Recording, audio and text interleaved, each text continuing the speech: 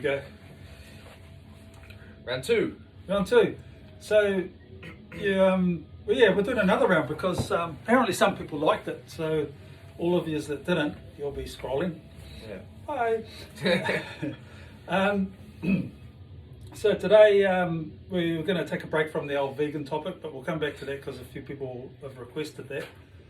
Today we're going to talk about training frequency, and that's a topic we could probably go on and on and on about. But just to clarify what we'll talk about today, we won't talk about the intensity parts. We're just going to go on the frequency, and it's going to be for non-enhanced athletes. We always talk about non-enhanced athletes. Just mainly bodybuilders, especially like weight training people. Oh yeah, I think people. Yeah, no, we can't talk about athletes that are like rowers and stuff. It's a completely different kettle of fish. But your normal run of the like there's always used to be a saying. And we'll talk about maybe guys here or girls. There's a little Arnold in every bloke, isn't there? Pretty much, yeah. Every day, every bloke's like, oh yeah, you know you do it. And so we're talking about people that don't want to take drugs and want to train and get results. Yeah. Okay. So what's your cut on? Obviously with trial and error, me and you both have sort of done heaps and then little and then sort of in between. Starting off with the bat, training every single day, it's never going to work in my opinion. Obviously then we can go into frequency and nutrition and intensity and all of that side of it. But personally, I believe you should hit every single muscle, then rest. And then you can sort of change it into those two different splits. Obviously there's the push, pull legs, then I think you should rest. So you're hitting every single muscle, then you're having a rest. But then say if you're talking about the bro split, as we can also say, where it's the chest, back, arms, shoulders, legs, I think you should do all of those days, then rest. So it might be looking different. Your rest days might be looking more frequent compared to if you were doing a push-pull legs compared to like a bro split. So obviously a bro split, you wouldn't rest as much. But on a push-pull legs, I think you should be resting more because you've hit everything, then boom, give it a rest, then have that day recovery to then go back in and then smash it again. That's always the way I've sort of felt it to work personally for myself, and seeing the strength in others. Because if they're just going back to back to back to back to back, they're never getting that full sort of reset. And that's sort of my look on frequency there. Cool. I'll probably take a little bit broader range. You have to bring into a few factors here. What your work is. So if you're a labourer or you're sitting on your ass for an insurance company, there's different rest and recoveries going there. Yeah. It also has to fit in with your lifestyle. Young man here has never had kids, so and a lot of guys that come into the gym now still wanting that little bit of Arnold, or girls. You know, I say guys. When I say guys, I mean guys and girls. They've got families to juggle. They've got long hours to juggle, and the list goes on. So you have to find a time of the day to do it, and how often you're going to get it in. So that also comes down to the big word recovery.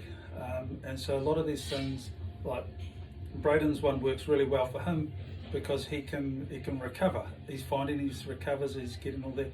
Whereas I've probably been, as they call it, old school or bro school like sort of thing. I've stuck with something for many years until recently, where it was one body part per week. So and my mindset was I'd like to train to failure. When I say failure, I'd probably go to I can't do another rep. And sometimes it was based on your mindset as well. So if you're going, sometimes you're like, oh, I'll go into failure. But you probably add more in there. Yeah, probably could add more in there. We always have those days. So I trained that way for many years, and I couldn't see myself training legs more than once a week because I trained them till I pretty much couldn't do a rep, and that meant some horrific trains in a squat rack and things like that. So, but I loved it, and it worked really well in my 20s, probably okay in the 30s, and now 40s and 50s I've had to change a bit. I think that's where also like your age, like as in your physical age, then your training age can also come into it as well. Oh yeah. So say like a new person, there's no way they're going to probably be able to train, say, push twice a week. So that's when their sort of program would need to be different. The initial soreness would be too much. Yeah. Their chest would be sore still by the time they come around to then train it again. Yeah. What's the point? You're not progressing after that. And I think too, a lot of the new people come in and they get fooled by Instagram people training, and they think they have to train like this. These people, so they see these people training multiple times, and so I'm going to have to bench multiple times a week. When's this muscle that you're tearing down going to knit back together and be strong enough for you to get an extra rep? Isn't that the goal, to get an extra rep the next time?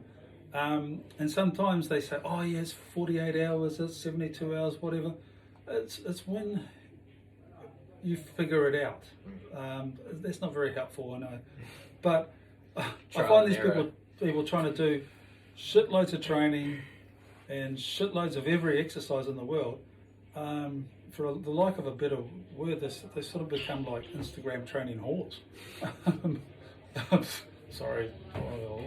But PC. Shit, I'm not PC, am I? No.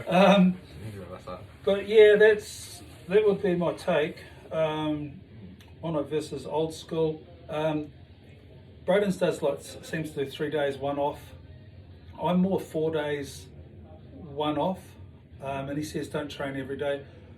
I don't train every day, but my day off is abs and cardio, so it's a different sort. Like I talked about rowers can row and row and row day after day after day.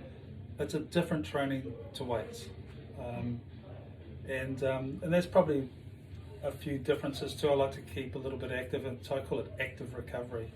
And one of my 4 days would be like a triceps or a biceps, and it's hardly taxing. Strain, pull funny faces, but that's when it comes down to the whole central nervous system thing. So like if you're gonna squat, you're gonna be smashed both physically and almost mentally as well.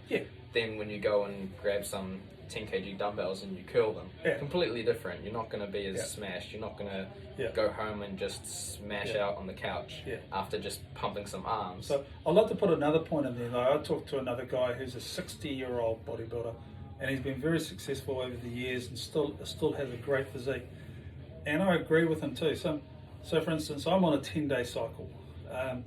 He's on a 14-day cycle. So he's squatted some massive weights, way more than me, and that was in his 50s. And he would say he would squat hard.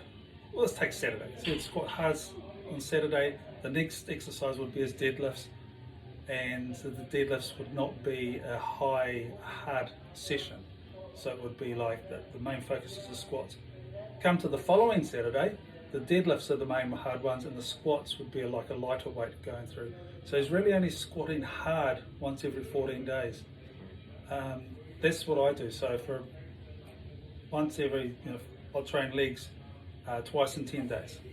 So there would be, one would be squats and deadlifts, and the next one will be something like hack squats and leg lunges and things like that. So that the intensity is not at every train, even though I've shortened it up from a week to 5 days. Yeah. I think the big thing is coming out of it is you need your recovery. Like, obviously when it comes down to other sports, you can probably run every single day and recover from it, but you can't lift weights intense every single day especially if they're going to be your big lifts and expect to progress every single time. Maybe if it's like an abs and a cardio and a biceps and a triceps. But if you're trying to come in and bench press and squat and deadlift every single day, especially for your joints, they're probably not going to hang around. Oh, look, if your joints much longer. As soon as when we talk about frequency, we could go on to about intensity and cycling, light, medium, and heavies and things like that. Rep ranges and things. Which also gives you recovery for joints and things like that. But yeah, definitely. The main thing too is recovery, as Brayden said. If you're not recovering and you twinge something, well then you're setting yourself back again. Like, could be months.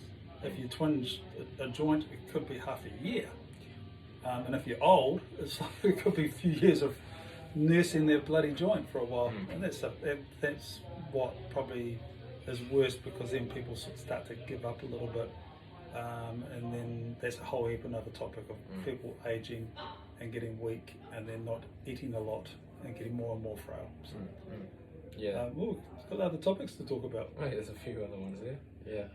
Then it can also come down to nutrition, your sleep, your water, stress with life and things. All right. But, you listened to enough? Oh,